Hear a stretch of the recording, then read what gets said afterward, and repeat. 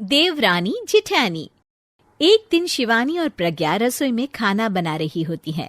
तभी प्रज्ञा को रसोई में एक चूहा दिखता है और वो जोर से चिल्ला पड़ती है, दीदी वो देखो चूहा। वो डर के स्लैब पर चढ़ जाती है। अरे चूहा ही तो है, तू तो ऐसे डर रही है जैसे तूने कोई भूत देख लिया हो। कितनी डरपोक है तू भी ना प्रज्ञा। आप ज्यादा हंसो मत दीदी, हर इंसान को किसी ना किसी चीज से डर लगता है।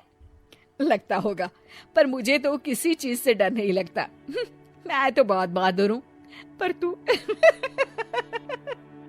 हद कर दी भाई, एक चूहे से डर गई है। एक दिन प्रज्ञा अपने कमरे से बाहर निकल रही होती है और तभी शिवानी उसे पीछे से आकर डरा देती है। प्रज्ञा एकदम से उछल पड़ती है। दीदी ऐसे भी कोई मजाक करता है क्या? अरे जरा अपनी शक्ल तो देख, एकदम बैंगन की तरह नीली पड़ गई है। अरे मेरी देवरानी इतनी बड़ी डरपोक है, मुझे तो पता ही नहीं था। आप ऐसे चौंकाओगे तो कोई भी डरेगा ना। अरे नाना, कोई बहाना अब काम नहीं आएगा। आज से ना तुम्हारा नाम है डरपोक प्रज्ञा। शिवानी प्रज्ञा का मजाक उड़ाकर चली जाती है। प्रज्ञा शिवानी की मजाक उड़ाने की आदत से परेशान हो जाती है। जब देखो मेरा मजाक उड़ाती रहती है, इनकी शिकायत तो मम्मी जी से करनी ही पड़ेगी मुझे। प्रज्ञा अपनी सास के पास जाती है और उन्हें सारी बात बताती है कि किस तरह उसकी जेठानी उसके डर का मजाक उड़ाती है। ओहो, तो बड़ी बहू को बड़ा घमंड है अपनी बहादुरी पर। कोई नहीं, अभी उसका घमंड तोड़ देते हैं। मेरे पास एक तरकीब है छोटी बहू, एक काम कर तू। प्रज्ञा की सास उसे अपनी जेठानी को डराने का प्लान बताती है। ये तो बहुत अच्छा आइडिया है मम्मी जी, क्या बात है। आइडिया सुनकर लग रहा है कि आप अपने बचपन में काफी शरारती रही होंगी मम्मी जी। अब आएगा मजा मेरी बहादुर जेठानी जी को। प्रज्ञा अपनी जेठानी को डराने का एक प्लान बनाती है। रात में वो शिवानी के पास जाती है और कहती है, दीदी मुझे ना बहुत डर लग रहा है। क्या हुआ मेरी डरपोक देवरानी? दीदी मैं छत पर गई ना तो मुझे ऐसा लगा कि कोई वहाँ है।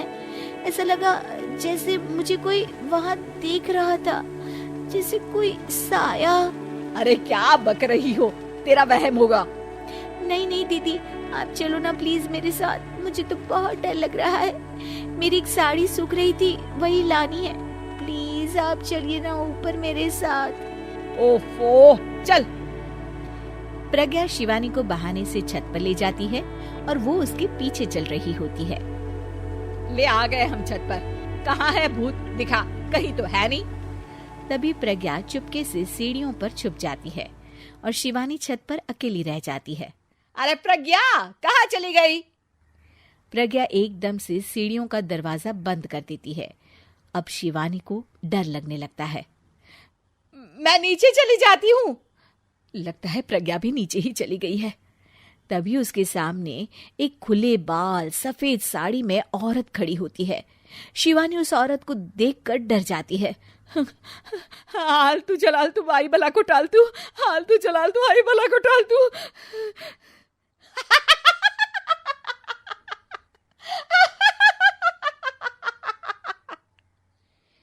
चुड़ैल की हंसी सुनकर शिवानी बुरी तरह डर जाती है।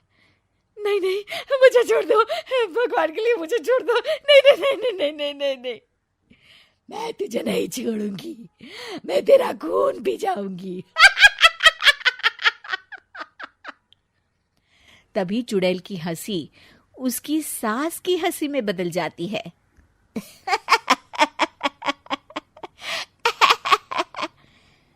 मम्मी जी, ये तो मम्मी जी की आवाज है। शिवानी आंख खोलती है तो सामने उसकी सास चुड़ैल का मेकअप करके खड़ी होती है और प्रज्ञा और उसकी सास जोर जोर से हंस रहे होते हैं।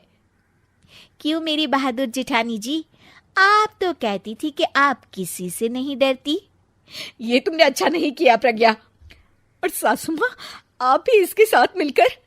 और नहीं तो क्या बहू, तुम अब मेरी छोटी बहू का ऐसे मजाक बनाओगी तो मुझे तो चुड़ैल बनना ही पड़ेगा ना। प्रज्ञा और उसकी सास और जोर जोर से हंसने लगते हैं और शिवानी गुस्से में नीचे चली जाती है।